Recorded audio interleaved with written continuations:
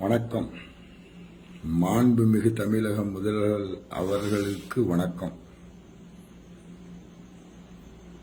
தமிழ்நாட்டில் இருக்கிற கோடிக்கணக்கான மக்கள்ல ஏதோ ஒரு மூலையில் நானும் இருக்கேன். நல்லறங்கள் செஞ்சு கொண்டு மரணிக்கிற நேரத்தில் நன்மையான காரியங்களை செய்வோம்னு சொல்லிட்டு திருநெல்வேலி டவுன் தொட்டிப்பாள தெரு முத்துஜஹான் தைக்காவின் முத்தவழியாக நன்மையான காரியங்கள் பல செய்து கொண்டு இருக்கிறேன். இதை நான் சொல்ல வேணாம், அந்த ஏரியாவில் வக்பு இடத்துக்கு பாத்தியப்படாம இருக்கிற மக்களை கேட்டா அவங்களே சொல்லிக்குவாங்க. நான் சொல்லி தான் தெரியணும்னு இல்லை, விசாரணை பண்ணுங்க. விசாரிக்கலாம் மாட்டீங்க, அது எங்க உங்களுக்கு நேரம் இல்லை. என் மேல கொலை மிரட்டல், ஒருத்தன் 2 பேர் இல்லை, ஒரு கூட்டு கும்பலே சேர்ந்து ஒரு 20-30 பேர் சேர்ந்துட்டு கொலை பண்ணணும்னு சொல்லிட்டு சுத்திட்டு இருக்கிறாங்க. அதுல முக்கியமான நபர் தௌஃபிக். இவர் 9 ஆண்டுகளுக்கு முன் இஸ்லாத்துக்கு முஸ்லீம் மதத்துல மாறி வந்தவர். எதுக்கு வந்தார்னா அவருடைய நோக்கம் இடம், பணம் சம்பாதிக்கலாம் அப்படிங்கிற நோக்கத்தில் அந்த இடத்துக்கு ஒரு குமாஸ்தாவர் தன்னை வக்கீல் அப்படின்னு சொல்லிக்கிட்டு சுத்திட்டு இருக்காரு. ஒரு இடத்துக்கு புரோக்கரா வந்தவர் இன்னைக்கு அந்த இடத்துக்கு ஓனருடைய பொண்ணை, அந்த இடத்துக்கு பாத்தியப்பட்டவங்க அந்த பொண்ணை வந்து இன்னொரு புருஷன்ட்ட இருந்து விவாகரத்தை வாங்க வச்சு இவர் கல்யாணம் பண்ணிட்டு இருக்காரு. இது வச்ச போட்ட ஃபோர்ஜரி டாக்குமெண்ட்ல அடமானம் வச்சு ஒரு 10 லட்சம் ரூபா செக் மோசடி வழக்கில் அவருடைய மனைவி நூருநிஷா கைதாகி 5000 ரூபாய் அபராதம் கட்டியிருக்காரு. 6 மாசம் சிறை தண்டனை அப்படின்னு சொல்லிட்டு இருக்காங்க. அதை மேல்முறையீடு அப்பீல் பண்ணியிருக்கிறாங்க.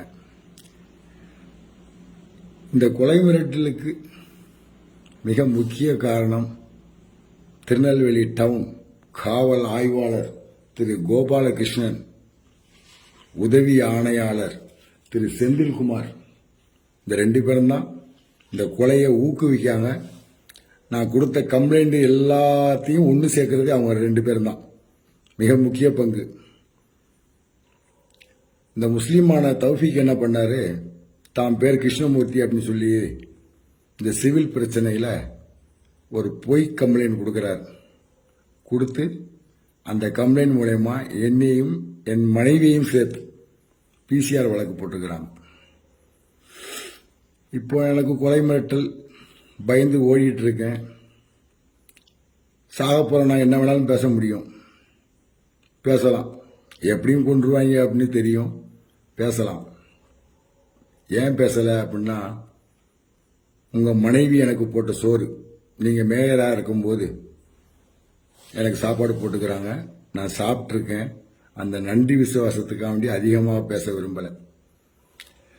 பிரச்சனைக்கு வரேன். இந்த பிரச்சனை என்னன்னு காரணம் அப்படின்னு பார்த்தா, ஒரு ஃபோர்ஜரி டாக்குமெண்ட் அமீர் பிவி எழுதி கொடுத்தவன் பாவம் ஒரு 85 வயசு கலவி சாவ போகும்போது அவ பேர்ல சேர்ந்து இவன் இந்த தௌஃபிக்குடைய கிரிமினல் வேலை அவன் பேத்திக்கு எழுதுகிற மாதிரி ஃபோர்ஜரி டாக்குமெண்ட் போடுறான். இந்த டாக்குமெண்ட் அமீர் பிவிக்கு இந்த சொத்துக்கும் சம்பந்தம் இல்லைன்னு சொல்லிட்டு வட்டாட்சியர் மிக தெளிவாக அறிக்கை கொடுத்திருக்கார்.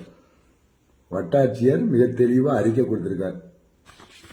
இது சம்பந்தமாக வக்பு தீர்ப்பாயத்தில் 303/18 வழக்கு தொடர்ந்து நடைபெற்றுகிட்டு இருக்கு.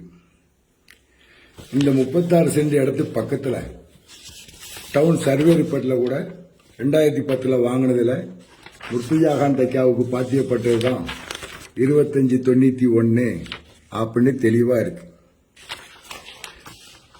இந்த 36 சென்ட்டுக்கு பக்கத்துல ஒரு 2.5 சென்ட் இடம் அவரும் ஃபோர்ஜரி டாக்குமெண்ட் போட்டாருன்னு அவர் மேல நான் வழக்கு தொடர்ந்து வக்போர்டு சார்பா வழக்கு தொடர்ந்து அந்த இடம் நம்ம வக்புக்கு சாதகமா தீர்ப்பாகி ஸ்டே வெக்கேட் பண்ணி மேற்படி இடத்துல இருந்தவங்க ஒத்துக்கிட்டு அவங்க இடத்த திரும்ப வக்போர்டுக்கே ஒப்படைக்கிறோன்னு எழுதி கொடுத்துட்டு போயிருக்காங்க. தோத்த கேஸுக்கு அவளுக்கு நஷ்டஈடும் கொடுத்துருக்கேன். கோர்ட்ல வச்சு ஜட்ஜு முன்னாடி எழுதி வாங்கி அந்த வழக்கு விடுபட்டுச்சு. மேற்படி இடத்துல நான் ஒரு ஷெட் அமைக்கிறேன். வக்புக்கு வருமானம் வேண்டும், அது ஏழைகளுடைய சொத்து, அதுக்கு வருமானம் வேணும்னு ஷெட் அமைக்கும் போது இந்த தௌஃபீக் அலை கிருஷ்ணமூர்த்தி அப்படின்றவர் என்கிட்ட வந்து தகராறு பண்றாரு. போலீஸ் உடனே அதுக்கு அப்போவே நான் என்ன பண்றேன், அவர் மேல ஆய்வாளருக்கு நேரடியாக ஒரு மனு கொடுக்கேன். 9/12 வாங்கிட்ட ஆய்வாளர் அது என்ன பண்ணான்னு தெரியல. திரும்ப 10ஆம் தேதி ரிஜிஸ்டர் தபால் அனுப்புறேன். இதுக்கு இது நாள் வரைக்கும் எந்த நடவடிக்கையும் மேற்கொள்ளப்படலை. 1. 2வது, ஏப்ரல் 17ஆம் தேதி 2023 நீதிமன்ற உத்தரவு ஸ்டே வெக்கேட் ஆயிருக்கு. நீதிமன்றத்தில் இருந்து ஆர்டர் வாங்கியிருக்கேன். சிசிடிவி கேமரால அவர்கள் செய்த எல்லா செயலும் பதிவாயிருக்கு. கொலை மிரட்டல் விட்ட ஆடியோவையும் கொடுத்திருக்கேன். இது நாள் வரைக்கும் இது மேல நடவடிக்கை மேற்கொள்ளப்படவில்லை. வாய்தா போய்கிட்டே இருக்கு. வர 20ஆம் தேதி திரும்ப வாய்தா போட்டுக்கிறாங்க. விசாரிக்க மறுக்கிறார். இன்னொரு நபர், இவர் தான் மிக முக்கியமான நபர். இதுல ஒரு தொழில் அதிபர், திராவிட கழகத்துக்கு ரொம்ப நெருக்கமான ஒரு நபர் இதுல சம்பந்தப்பட்டிருக்காரு. இவர் மேல பல குற்றச்சாட்டுகள் திருநெல்வேலி மாநிலத்தில் மின்சார வாரியத்தில் இருக்கு. அருணன் அவருடைய பேரு. இவங்கெல்லாம் சேர்ந்து மொத்த பேர் இப்ப இருக்கிற இந்த அக்யூஸ், இந்த நான் கொடுத்த புகார் மனுக்களில் உள்ள எதிரியெல்லாம் சேர்ந்து ஒன்னு சேர்த்தது போலீஸ் சேர்த்து எல்லாரும் சேர்ந்து இப்போ என் மேல பிசிஆர் வழக்கு தொடுத்திருக்காங்க.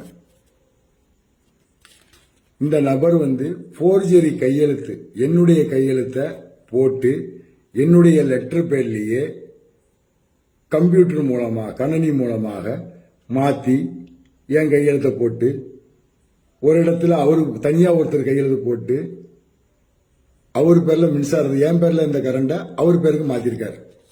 அதை திரும்ப போராடி மின்சாரத்துல வந்து என் பேரை மாத்திட்டேன். ஆனா போர்ஜரி கையெழுத்து போட்டது தப்பு தானே. அது சம்பந்தமா ஆன்லைன்ல கம்ப்ளைண்ட் கொடுத்தேன்.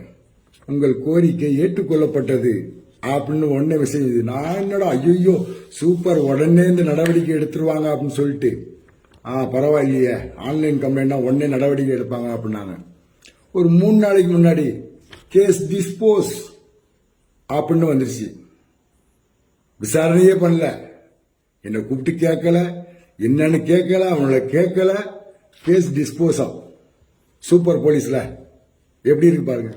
உங்களுக்கு இப்போ ஒரு மனு அனுப்பியிருக்கேன், கோரிக்கை ஏற்றுக்கொள்ளப்பட்டது அப்படின்னு குறுஞ்செய்தி வந்திருக்கு. 30 நாள்ல உங்களுக்கு பதில் தரப்படும் அப்படின்னு ரொம்ப தெளிவா வந்திருக்கு. ஆனா அதுவும் வரப்போ இல்லை. உங்களுடைய புகார் நிராகரிக்கப்பட்டதுன்னு வந்துடும் எனக்கு தெரியும். இது போடுறேன்னா தெரியட்டும். மரணிக்கும் போதும் சட்டத்தை மதித்தவனாக மன்னிக்க வேண்டும் என்ற ஆசைதான். இந்த கேஸ் போடாம இருக்கிறதுக்கு உதவி ஆணையாளர் செந்தில்குமார் அவர்கள் என்ற பேரம் பேசினார். அதுக்குள்ள ஆதாரம்லாம் இருக்கு. போட மாட்டேன், எஃப்ஐஆர் தானே பார்த்துக்கலாம், நான் தானே என்கொயரி பண்ணணும்னு சொன்னார். செய்யாத தவறுக்கு ஒருபோதும் பணம் தர மாட்டேன், அந்த பணம் ஏழைகளுக்கு கொடுத்தாலும் கொடுப்பேன், உனக்கு தர மாட்டேன்னு சொல்லிட்டு போயான்னு சொல்லிட்டு வந்துட்டேன். இப்போ ரொம்ப மும்முரமா என்னை கொலை செய்திருவனு எனக்கு வக்காலத்து வாங்குற வக்கீலுடைய தகப்பனாருக்கு போன் பண்ணி இந்த தௌஃபீக் போன் பண்றான், மிரட்டுறான். இவனை கேட்கறதுக்கு இங்க ஆளே கிடையாது. நீங்களும் கேட்க போறதில்லை.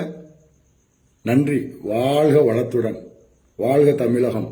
வாழ்க தமிழக மக்கள். நன்றி.